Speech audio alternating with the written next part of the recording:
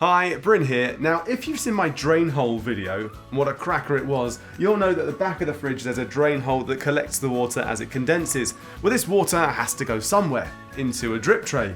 So let me show you where that drip tray is and how you can give it a clean.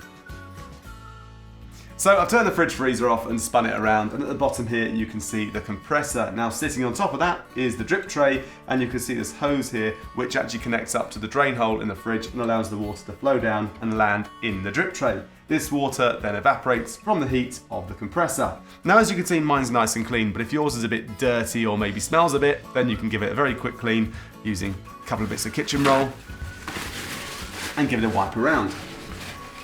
It's as simple as that.